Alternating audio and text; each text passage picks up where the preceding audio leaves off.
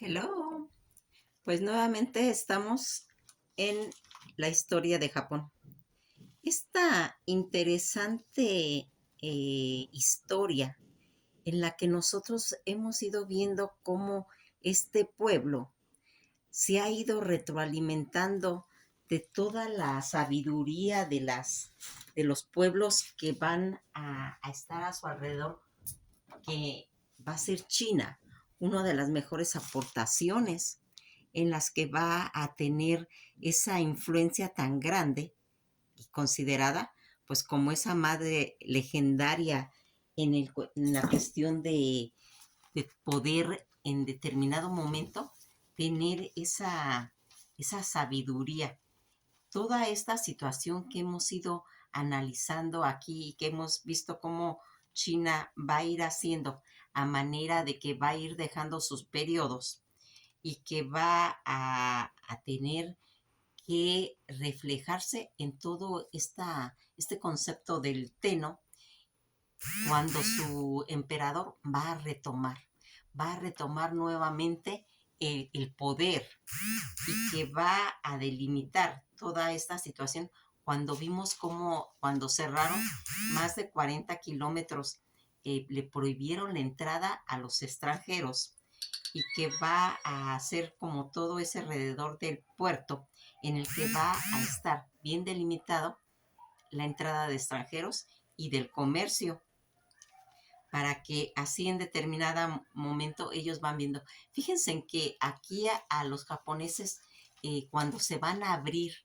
a Europa, van a tener que se abren a Estados Unidos, van a tener que estar observando, porque ellos después de que estuvieron 3 siglos pues cerrados, para ellos todo esto es distinto, todo esto es como que en determinado momento dijeran, los ven como seres extraños, ven cómo se saludan, ¿sí? Donde cierran sus manos, tienen ese contacto, donde ellos se estrechan, donde se besan en las mejillas, ¿sí? A las mujeres, los hombres, y todo este acercamiento que para ellos es totalmente desconocido, porque ellos nada más saludan con venias, ellos nada más se agachan, ¿sí? Porque ellos consideran que tocarse, el contacto con otro ser, es algo muy íntimo, algo que no se debe hacer. Entonces lo ven como un concepto pues de extrañeza en la que van a irse relacionando con todos estos conceptos de Occidente, y que teniendo ese concepto tan grande del Teno, en la que va haciendo la transformación, en la que vimos cómo Japón llega al fin de los chuguratos, este procedimiento en el que se van a introducir ellos a la modernidad y que es una condición en la que el Japón se abre a Occidente totalmente y se le va a denominar la era Meiji. En todas estas islas flotantes que habíamos visto, donde va a estar tan compenetrado los conceptos del distrito de Gion, el Teno va a hacer valer el poderío de su emperador, que no necesita esa retroalimentación occidental. Ellos ya están bien, ellos tienen una estructura, pero tienen que tener mucho cuidado de que ahora que se va a abrir a Occidente, no se pierda todo ese concepto que ellos tenían bien marcado, bien elaborado de sus costumbres, ¿sí? Entonces van a ir paso a paso, milimétricamente avanzando, metiéndose en esa modernidad, y que van a tener que hacer todos esos cambios en los que van a ir cambiando principalmente su ideología. Todos estos conceptos que se van a ir reflejando y que van a ir marcando que en sus libros de historia van a estar supervisados por el Teno, porque no quieren que se pierdan las raíces, porque no quieren que se pierdan todos esos conceptos que ellos a través de tantos siglos han ido formando, y que al tener ese contacto con Occidente podrían perder si no se van con ese cuidado. Toda esta supervisión que tienen los tenos y que va a ir haciendo principalmente primero pues en el palacio y después en todos los colegios de las escuelas donde van a ir revisando los textos para que tengan en cuenta toda esa historia, cómo se va a ir contando y que van a tener que abatir todos estos situaciones que van a ir haciendo, porque fíjense que ellos es un pueblo tan espiritual que pues toda esta influencia que va a tener que ver inclusive hasta en la arquitectura y quitarse todas esas xenofobias que tenían. Recordarán cuando metieron el opio a China, pues les va quedando todos esos conceptos de tenerles pues tanto miedo como también una forma de rechazo, y con esa xenofobia van a estar pues con mucho cuidado, aunque también van a tener esa curiosidad conforme va a ir pasando toda esta situación de ver cómo es Occidente, y que aquí todo ese eurocentrismo que va entrando lo van a ir asimilando porque todo esto va a suceder en los tiempos de la reina Victoria, donde se está impulsando a través de toda esa revolución industrial y que va a ir haciendo todos esos conceptos republicanos y que va a hacer pues ir aceptando pues toda la influencia que viene, porque ellos son expertos en todas esas influencias, donde van a tener que aceptar todas esas arañas de cristales, de estructuras, donde está toda esa situación de que viene del fuero interno y que va a ir penetrando a toda esos fueros internos que ellos también tienen, y que también ahí es donde, allá lo habíamos platicado, todas esas migraciones que se van a ir a Brasil, que se van a ir a Perú, tratando de desocupar para poder controlar todo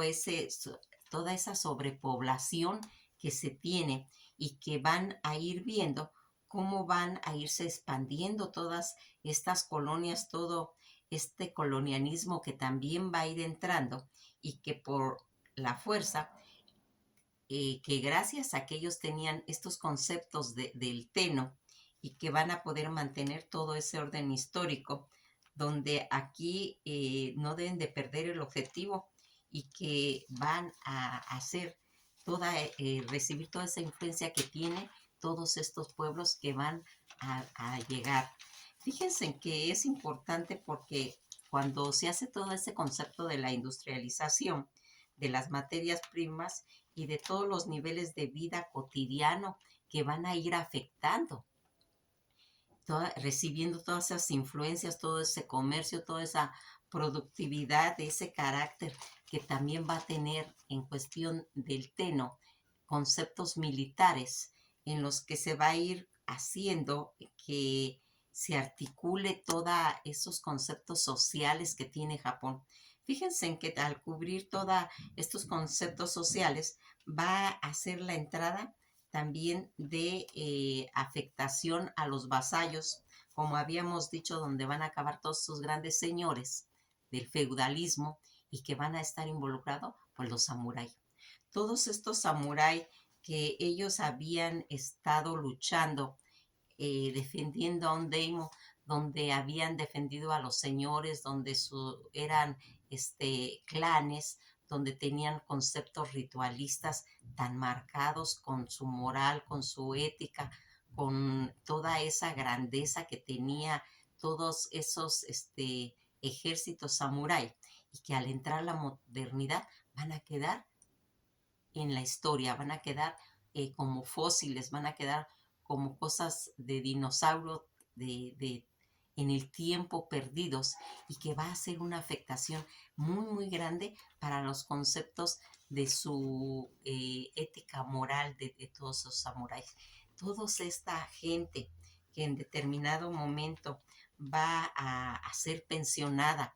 todos esos samuráis, y que después les van a quitar las pensiones, donde ellos van a tener que renunciar a todos sus conceptos, donde ponían todas esas máscaras con esas caras que daban miedo, donde tenían la malla de, de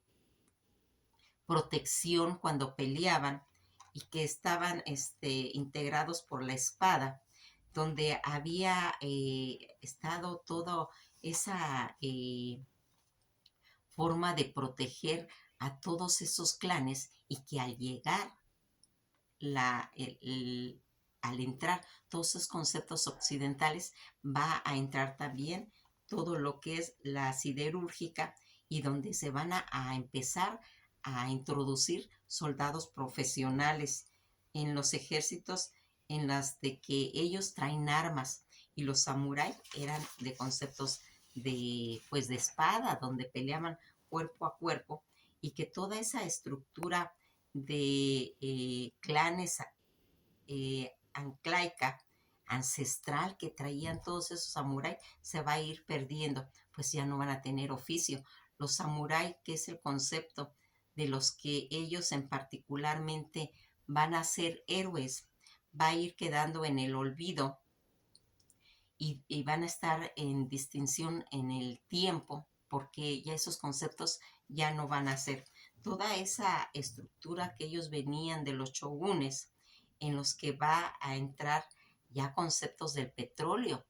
¿sí? Y que aquí van a estar reflejados en una película que se llama el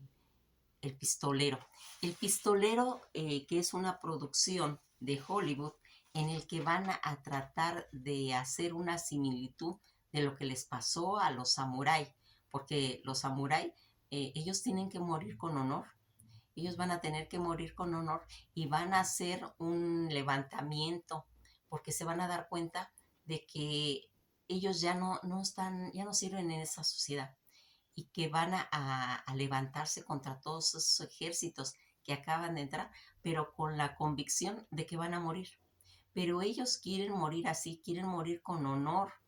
quieren morir con sus espadas, ¿sí? Y entonces ellos pues va a ser una lucha desigual porque ellos se están peleando con espadas y los otros con armas de fuego, que totalmente pues los matan, pero ellos quieren morir así, ellos quieren morir con honor. Pues en la película del pistolero pasa una cosa semejante, porque entra en la película, entra los carros, el Ford T, que ya un día hablamos de lo que era el Ford T. Hay que separar la palabra, es Ford y la letra T, que era un modelo que iba a innovar todo ese concepto de los carros Ford. Pues van a entrar, estamos hablando de conceptos reales, pero que en la película los van a plasmar. En la película entra en ese pueblo donde era un pueblo de pistoleros y que va a entrar el carro, se va a quitar el caballo, se van a quitar las armas y que van a empezar a pedirles autógrafos, donde van a empezar a pedirles los periódicos, sus biografías, donde sus mujeres por hambre van a vender las biografías donde se decían todos los secretos de los pistoleros y que va a entrar esos pistoleros en depresión, se van perdiendo y el último pistolero que queda ahí entra en una depresión pues muy fuerte porque él se da cuenta de que ya sus conceptos ya no son válidos, como les pasó a los samuráis, y entonces va a venir otro pistolero que había sido pues uno de sus peores enemigos y que va a llegar al pueblo y se va a dar cuenta de todo lo que está pasando, porque él también viene de otro pueblo con situaciones similares y donde se van a enfrentar los dos y van a platicar.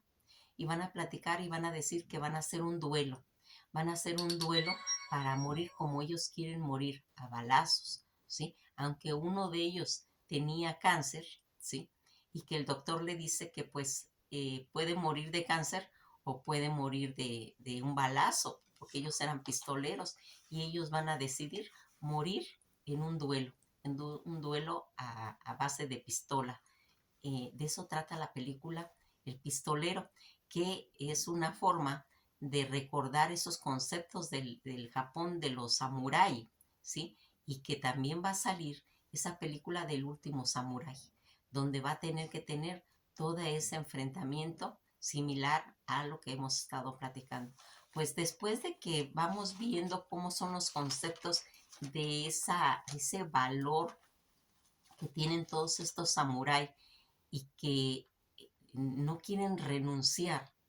a esos conceptos tan grandes que ellos tienen y que van a tener que hacerse. Pues fíjense en que aquí toda esta situación en las que para ellos el honor tiene una valía muy grande y que se va haciendo que a través del tiempo ya, ya no se puede volver atrás, ya su palabra ya no tiene valor y que los ejércitos especialistas están empezando a reemplazarlo y a reemplazar todo ese concepto de honor que se hacían en aquellas batallas en las que luchaban y morían por un ideal, por un concepto que ya se va perdiendo por toda esta modernidad que va entrando. Y aquí vamos viendo cómo todas estas transmutaciones de estos guerreros que van perdiendo el sentido del honor, el sentido de las batallas, el sentido de la espiritualidad y de la fuerza del teno de las que ellos estaban pues alimentándose, y que vamos a ir viendo cómo a través de los conceptos que se van haciendo y que van a ir marcando todo este concepto en los que toda esa cultura del budismo, en lo que va a tener toda esa supervisión a través del zen, del budismo, en el que va a ir plasmándose. Recordarán cuando habíamos hablado de esa gran influencia que había tenido el budismo zen, que estaba totalmente de acuerdo y que se va a ir perdiendo a través de todos estos acontecimientos del modernismo que va a ir haciendo, en los que se pierde todas esas figuras, todas esas fronteras que tenían ellos que defender en determinado momento, va quedando realmente en el olvido, y que vamos a irnos dando cuenta que es tan importante esta situación porque ya habíamos comentado cuando se había hecho todo esto de Hiroshi, que había tratado de expandirse en aquellas épocas cuando quería llegar a Corea, y que Ieyasu le va a impedir cuando va a hacer esa cerrada de Japón. Toda esa defensa que tenían por querer apropiarse en determinado momento también de China, por todo ese territorio, por todas esas materias primas que tienen y que va a ser producto de la modernidad que está haciendo, en la que vamos a irnos dando cuenta cómo al irse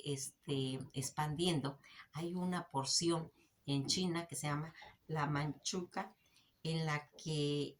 va a estar gobernada no por los yang, sino que aquí va a haber una interferencia de otras potencias, y la Manchuca va a estar en determinado momento peleándose toda esta situación porque ya vienen entrando las otras potencias como son Rusia, en las que tanto Rusia y Japón quieren meterse en la Manchuria. Todas esas entradas que se quieren en la Manchuria y que ya vimos que no son chinos y que no son de la dinastía Yang, por la cual es todo ese pleito que se tiene en esos momentos. Aquí va a pasar algo pues muy importante, porque todos esos proyectos que venían en las que toda los conocimientos que tenemos nosotros acerca de todo lo que se encontraba en los límites en toda esa zona asiática, que va a estar Canchaca y el puerto Arturo, donde en ese puerto va a hacerse dos proyectos en los que va a hacer especialmente de expansión toda esa guerra en la que va a intervenir Rusia con Japón, y que en esa va a empezar a determinarse que va a ser el comienzo de la era Meiji. Aquí vamos a ir viendo cómo al entrar todos esos conceptos del cine y que va a irse marcando en Inglaterra, donde toda esta revolución industrial que está basada en toda la época de la reina Victoria y donde va a ser Japón, va a mandar a 45 dirigentes a que conozcan toda la modernidad. Se van a ir y van a hacer un pacto para que se espere toda esta situación y que van a tener como resultado que se va a respetar todo ese compromiso y que van ellos a tratar de ir buscando el modelo a seguir